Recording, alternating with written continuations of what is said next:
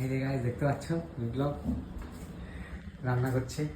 না ছেলেটা খুবই কষ্ট করে, মানে বিশাল কষ্ট, বিশাল। প্রতিদিন ছেলেটা একাই রান্না করে। আমি তো রান্নার বাবা বুঝি না, রান্না বান্না করে কাজ করে সব ছেড়ে সব কিছু গুছায়। এই দেখো রান্না বান্না, আজকে চিকেন কিনে নিয়ে এসছে, চিকেন রান্না চিকেন খাবো।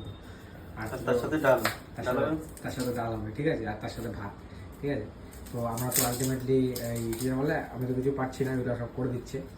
আর তার থেকে বড় কথা, এই যে দেখতে পাচ্ছ গাইস, আমি এখানে পেঁয়াজ ছিলছি, এই যে পেঁয়াজ রসুন ছিলছি, আর বিপ্লব পেঁয়াজ কাটছে, ঠিক আছে। আমরা দুজনে হাত বটরা করে রান্না করছি, কারণ করতে হবে, সাথ দিতে হবে, নাহলে তো বিপ্লব একা খুব কষ্টকর হয়ে যাবে না। সেই কষ্টটা ফিল করে আমি এই কষ্টটা নিই। দেখতে পাচ্ছ এখানে চোখ থেকে জল বেরিয়ে গেছে, জল পড়ছে টপ টপ করে, কারণ পেঁয়াজটা সত্যি খুব ঝাঁজ, বিশাল জল পড়ে গেছে। মনে হচ্ছে কান্না করছি আমরা দুজনে একসাথে। হ্যাঁ, তো বিপ্লব একা একা কাজ করবে, তো বিপ্লবের সাথে একটু হাত তো গুটিয়ে দিতে হবে। তো আমি পেঁয়াজ রসুন ফসুনগুলো একটু ছিঁড়ে ফেলে দিচ্ছিলাম। বিপ্লব আমাকে বলে দিচ্ছিলো তুই এভাবে কর, আমি এভাবে করছিলাম।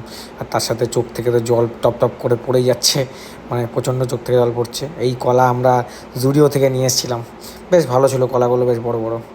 তো দেখো গাইজ, মোটামুটি সব কাজ করার পরে যে বিপ্লব মাংস এখন ধুয়ে ফুয়ে পুরো মাল মশলা মেখে নিয়েছে। ভালোই রান্না করছে বিপ্লব, খুব সুন্দর রান্না শিখে। এটা ডাল হচ্ছে, এই দেখো অনেকটাই চিকেন হয়ে গেছে, খিদেও পেয়ে গেছে, অনেক টাইমও হয়ে গেছে। তো ডাল ভাত মাংস রান্নার ম্যান করেছে, ঠিক আছে।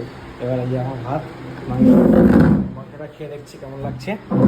বিপ্লব রান্না করেছে মানে ভালোই হবে আশা করছি, কেন আগের দিন বিপ্লব যখন রান্না করেছিল খুব ভালো মাংস করেছিল, যেটা আমি মুম্বাইতে ফার্স্ট এসেছিলাম। হ্যাঁ, ওটা দুর্ঘটনা ঘটে গেছিলো, তো যাই হোক ভালো হয়েছিল। আজকেরটা